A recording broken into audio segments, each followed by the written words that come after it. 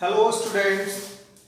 तो आज मैं आप लोगों के सामने लेकर आया हूँ सेकंड चैप्टर का लेक्चर नंबर 5, जिसमें हम लोग पढ़ने वाले हैं इक्विपोटेंशियल सरफेस के बारे में। ठीक है, तो मैं हेडिंग दे देता हूँ। ठीक है,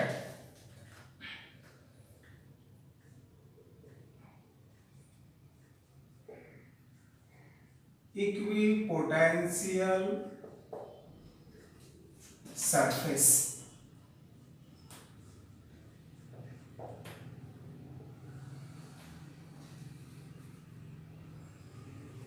देखिए, जैसा कि नाम से ही पता चल रहा होगा आप लोगों को,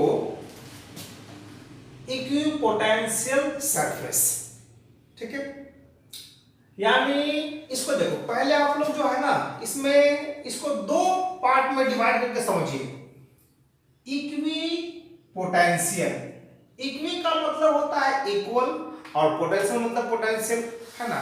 यानी कि वैसा सरफेस जिसका पोटेंशियल हर जगह पे एक समान हो, हर जगह पे इक्वल हो, उसको हम लोग कहेंगे इक्विपोटेंशियल सरफेस। सिंपल बात में समझ गए, है ना। वैसा सरफेस जिसके हर जगह का पोटेंशियल सेम हो, यानी कि हर पॉइंट का पोटेंशियल सेम हो।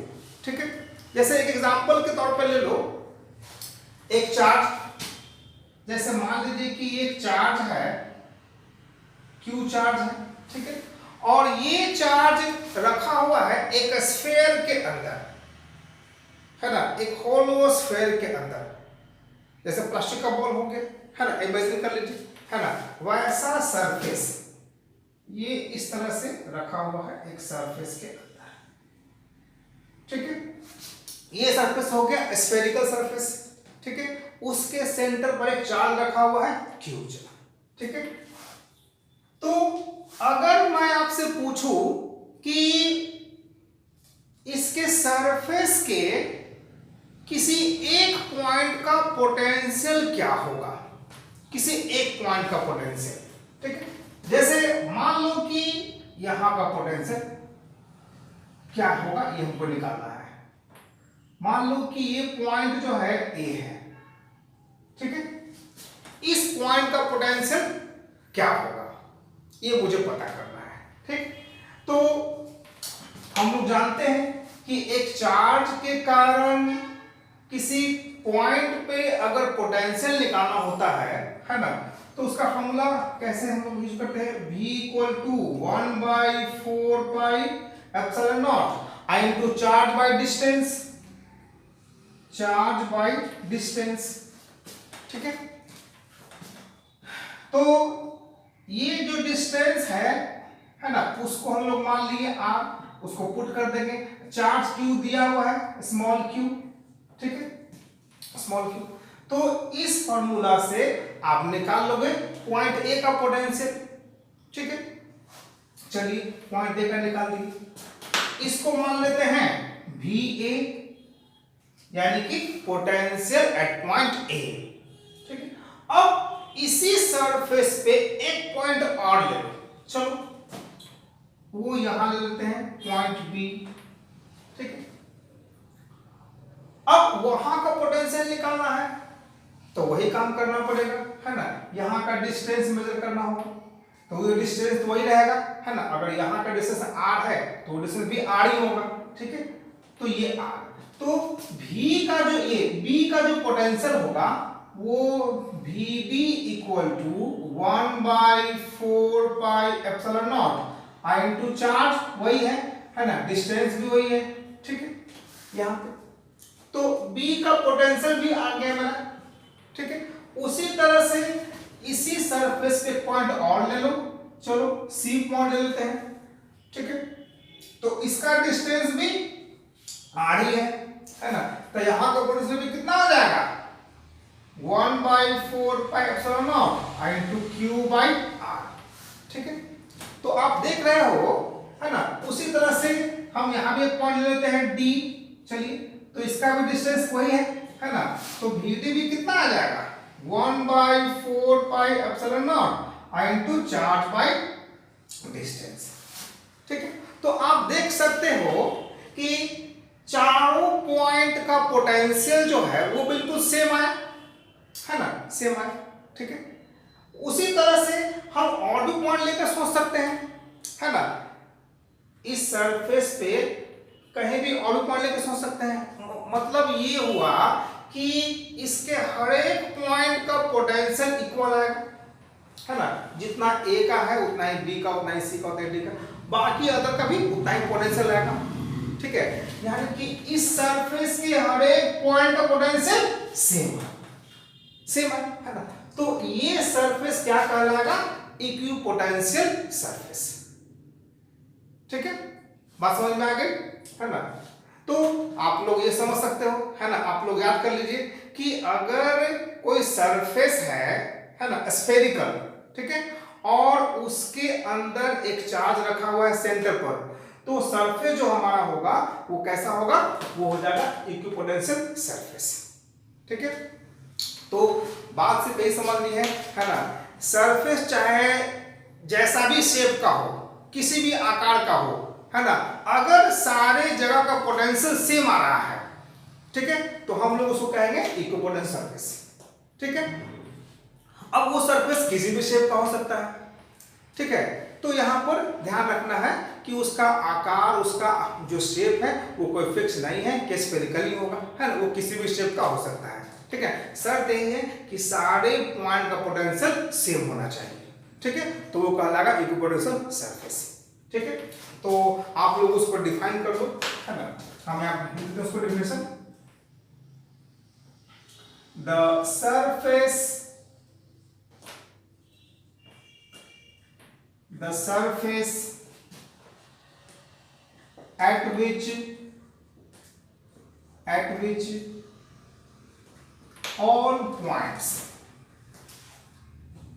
at which all points have equal potential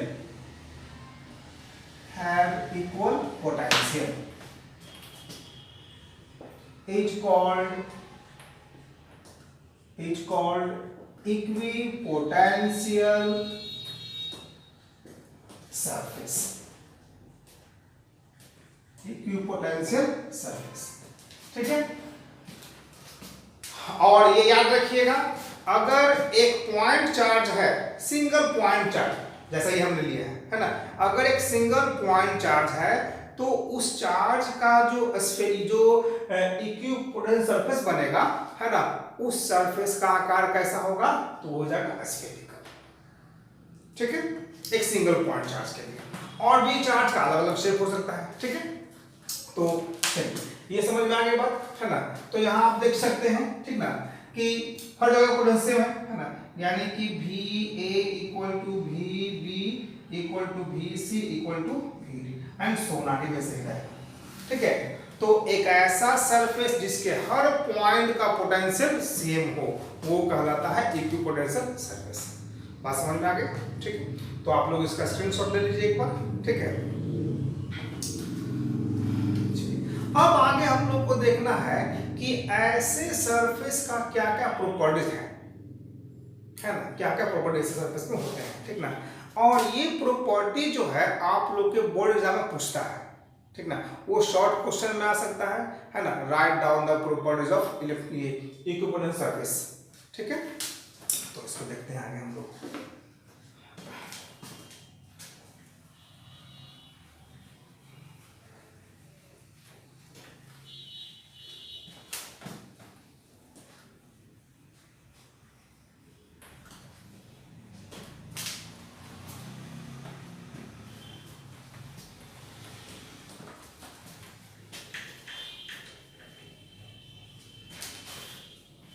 अगला हेडिंग हमारा है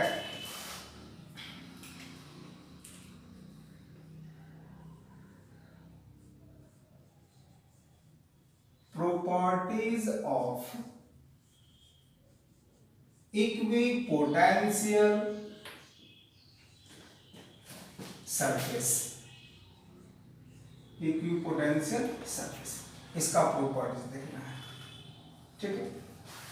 तो देखो इसमें कहता है ना कि एक सिंगल पॉइंट चार्ज के लिए जो सरफेस बनेगा वो स्फेरिकल होगा, मैंने भी समझाया था, ठीक है। तो ये इसका पहला प्रॉपर्टीज हो गया, है ना, उसको लिख लेंगे हम लोग।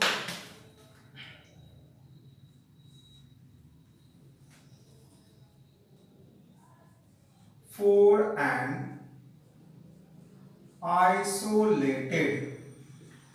an isolated point charge,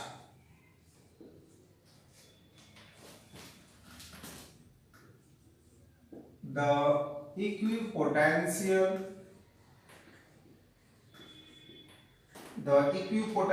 surface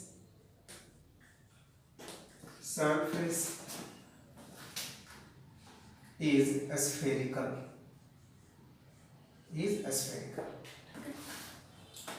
ये समझ में आ गई बात, है ना। अगर चार्ज हमारा कैसा है, एक सिंगल पॉइंट चार्ज है, तो उसके लिए सरफेस कैसा बनेगा, स्फेरिकल बनेगा, ठीक है। मैंने आपको भी देख लिया एग्जांपल उसको, ठीक है। सेकंड में कहता है कि अगर एक इक्विपोटेंशियल सरफेस पे, है ना, किसी टेस्ट चार्ज को मूव कराओगे, है ना, तो वहां पर आपको कोई वर्क नहीं करना पड़ेगा, वर्क बराबर वहां पर 0 होगा, ठीक है। एक बात समझ गए ना, एक चार्ज को मूव कराने के लिए कोई वर्क नहीं करना पड़ेगा। कहां पे, अगर वो सरफेस कहां पे है, ये वो सरफेस कैसा है, इक्विपोटेंशियल सरफेस है अगर तो, ठीक है। यानी कि no work is done in moving a test charge, from one point to another on an equipotential surface, ठीक है। किसी सरफेस पे चार्ज को मूव कराने में कोई वर्क नहीं होता है। अब इसको समझो पहले, है ना। ये कैसे हम कह सकते हैं कि चार्ज को मूव कराने में कोई वर्क नहीं करना पड़ेगा? तो देखिए, इसके लिए मान लीजिए कि एक स्फेरिकल सरफेस पे, है ना, चार्ज को आप मूव कराते हैं, ठीक है, चार्ज को मूव कराते हैं। मान लीजिए स्टार्टिंग में चार्ज यहां पर है, ठीक है, पॉइंट ए पर, है ना, और इस चार्ज को Q0 मान लो, ठीक है। अब ये चार्ज को आप मूव करा रहे हो, मूव कराते मान लो कि आप B पॉइंट पर लेकर पहुंच गए, ठीक है, B पॉइंट पर लेकर पहुंच गए, है ना। अब ये चार्ज यहां पर आ गया Q0, ठीक है। तो देखना है कि यहां से यहां तक लाने में आपने कितना वर्क किया, ठीक है।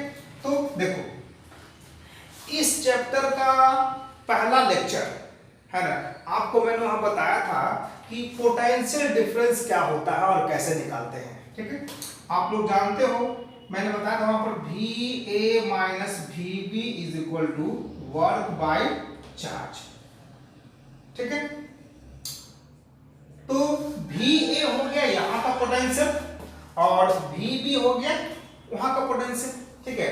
वर्क बाय चार्ज, मुझे वर्क निकालना है, क्रॉस मल्टीप्लाई कर दीजिए, तो वर्क बराबर क्या आ जाएगा, है ना, Q into VA minus VB, ठीक है। अब जरा देखो, VA क्या बता रहा है, A का पोटेंशियल, और VB क्या बता रहा है, B का पोटेंशियल, है ना। अब देखो, ये सरफेस कैसा है? स्फेरिकल सरफेस है। अभी मैंने बताया था कुछ देर पहले, है ना, कि स्फेरिकल सरफेस जो हमारा होता है वो होता है इक्विपोटेंशियल सरफेस।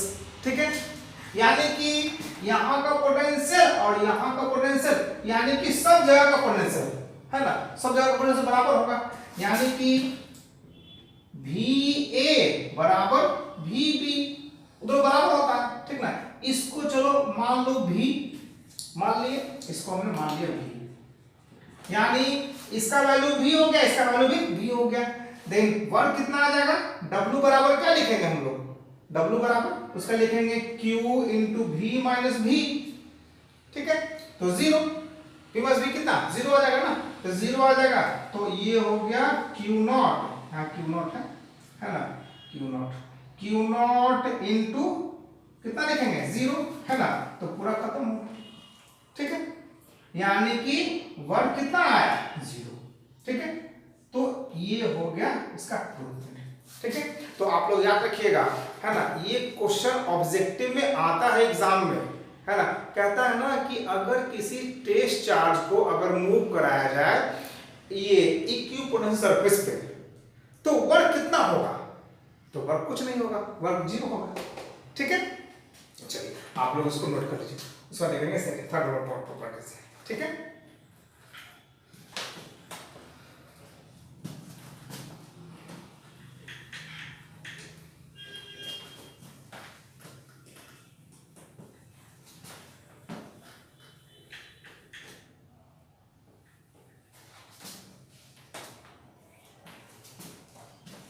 चलिए थर्ड नंबर देखते हैं।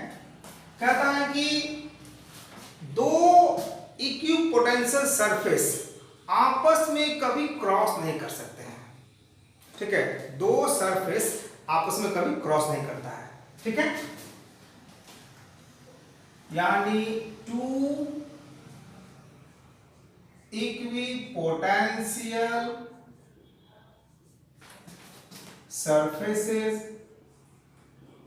surfaces never cross each other।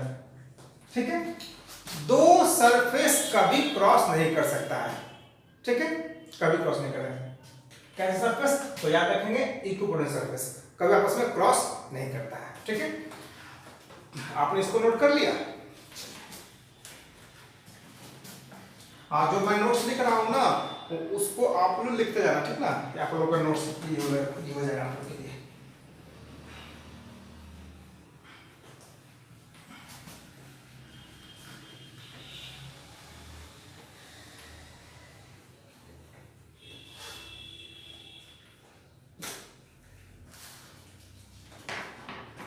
अब कहता है ना कि देखो यहां पे कहता है कि इलेक्ट्रिक फील्ड और इक्विपोटेंशियल सरफेस, है ना, दोनों को हम मिला के बात कहा गया है। इसमें कहता है कि जहां का फील्ड स्ट्रांग होगा, जहां पे फील्ड काफी ज्यादा मजबूत है ना, वहां का जो सरफेस बनेगा, कौन सा सरफेस? इक्विपोटेंशियल सरफेस, है ना। वैसे एरिया का सरफेस जहां का फील्ड स्ट्रांग है ना, वहां पे काफी क्लोज बनेगा, काफी नजदीक रहेगा surface.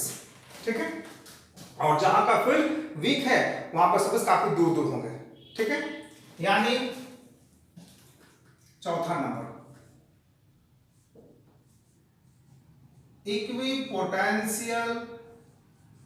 Equipotential surfaces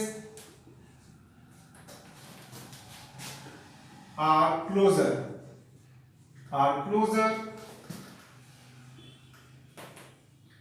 in the region of a strong electric field। इसको समझो, जैसे मान लीजिए कि एक हम स्पेस ले लेते हैं, है ना, एक ऐसा स्पेस जहां का फील्ड काफी स्ट्रांग है, तो वहां पर जो आप लोग बनाओगे सरफेस, है ना, वो काफी नजदीक बनाना है, ऐसा बनाना है, इस तरह से काफी नजदीक काफी नजदीक नजदीक सरफेस रहेगा, ऐसा सरफेस रहेगा, काफी नजदीक नजदीक रहेगा, ठीक है।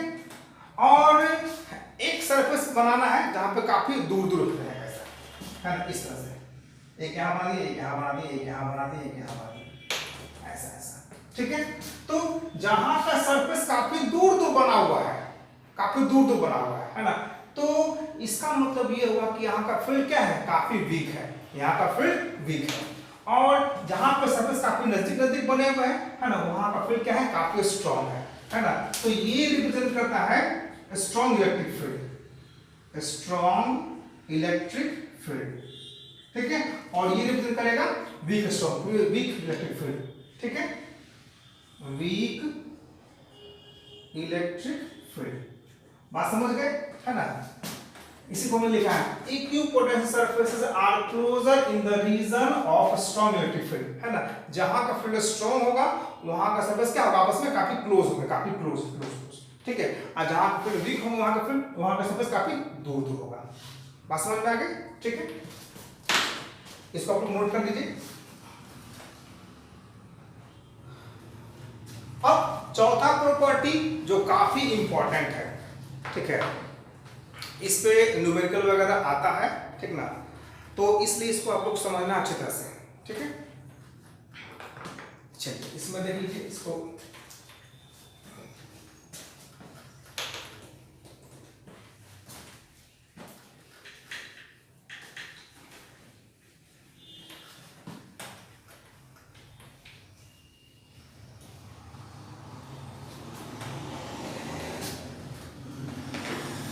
पांचवा नंबर ना, देखिए इसमें कहता है कि इलेक्ट्रिक फील्ड जो होगा, है ना, उसका डायरेक्शन हमेशा सरफेस के परपेंडिकुलर होता है, सरफेस के perpendicular.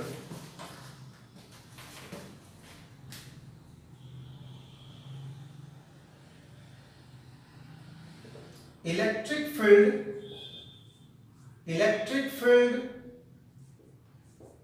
is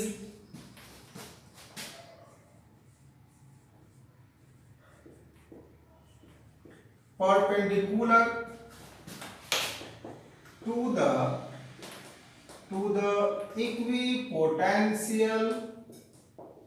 equipotential surface। Electric field हमेशा कैसा होगा, तो सरफेस के 90 डिग्री पर होगा, सरफेस के 90 डिग्री पर परपेंडिकुलर, ठीक है। मतलब कि सपोज कीजिए कि सरफेस जो है हमारा ऐसा है, ऐसा ऐसा बन रहा है सरफेस, है ना, ये सारा सरफेस है इक्विपोटेंशियल सरफेस, ठीक है। ये मान लो इक्विपोटेंशियल सरफेस, ठीक है। अब कहता है कि इस एरिया में इलेक्ट्रिक फील्ड किधर की तरफ होगा, किधर की तरफ होगा, ठीक है। तो यहां पे देखिए कहता है कि इलेक्ट्रिक फील्ड जो होगा हमेशा सरफेस के परपेंडिकुलर होगा, परपेंडिकुलर, है ना, यानी कि 90 डिग्री पर होगा, ठीक है। तो मतलब कि सरफेस के 90 डिग्री पर होगा, 90 डिग्री पर, ठीक है, इस तरह से।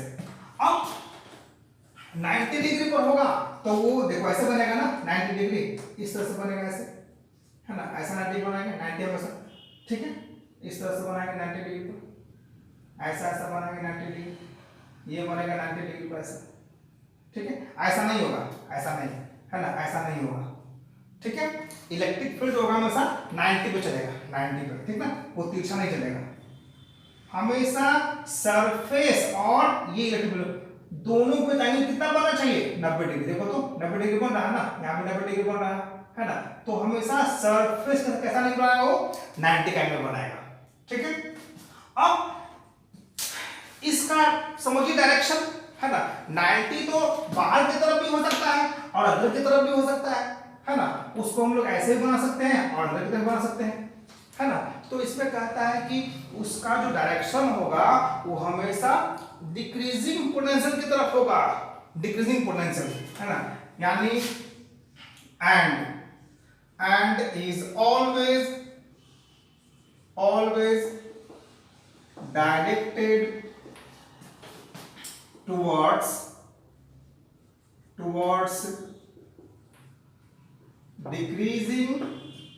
डिक्रीजिंग पोटेंशियल, हमेशा किधर की तरफ होगा, तो डिक्रीजिंग पोटेंशियल की तरफ होगा, है ना। मतलब कि जिधर पोटेंशियल डिक्रीज कर रहा होगा उसी की तरफ होगा फील्ड, है ना। देखो इसको समझो, मान लो कि ये पोटेंशियल, इस सरफेस का पोटेंशियल है 40 वोल्ट, ठीक है। इस सरफेस का पोटेंशियल है 30 वोल्ट, इसका है 20 वोल्ट, इसका है 10 वोल्ट, ठीक है। क्योंकि दूरी बढ़ रहा है ना, दूरी बढ़ रहा है तो पोटेंशियल, चार्ज आपका यहाँ होगा, चार्ज का यहाँ पे होगा, ठीक है। तो दूरी बढ़ रहा है तो पोटेंशियल घटेगा, पोटेंशियल, है ना। यहाँ पे देखो पोटेंशियल में जो कमी हो रही है वो किधर की तरफ हो रही है ना, राइट में या लेफ्ट में, डिक्रीजिंग किधर हो रहा है, तो राइट में डिक्रीजिंग, है ना। तो फील्ड भी राइट की तरफ होगा, फील्ड भी राइट की तरफ होगा, एंड इसलिए मैंने लिखा है is always directed towards decreasing potential, जिधर की तरफ पोटेंशियल डिक्रीज करता है ना, उसी की तरफ फील्ड भी होगा, है ना। जहां फील्ड किधर होगा, तो फील्ड होगा राइट डायरेक्शन में, इस डायरेक्शन से फील्ड हो जाएगा, ठीक है। यहां पर फील्ड होगा, बात समझ में आ गई, कोई दिक्कत नहीं इसमें, है ना। तो ये इसका 5 गो हो गया प्रॉपर्टीज, ठीक है। यहां तो कोई दिक्कत नहीं। चलिए, तो आज का वीडियो आप लोगों को कैसा लगा, समझ में आया, है ना, मुझे कमेंट में लिखिएगा, ठीक है। और हम लोग अगले लेक्चर में पढ़ेंगे ये इलेक्ट्रिक फील्ड और इलेक्ट्रिक पोटेंशियल में रिलेशन क्या है ना। यानी कि अगर आपको पोटेंशियल पता हो तो फील्ड कैसे निकालोगे, या फील्ड पता हो तो पोटेंशियल कैसे निकालोगे, है ना, दोनों में क्या रिलेशन है, ठीक है, इसके बारे में पढ़ेंगे, ठीक।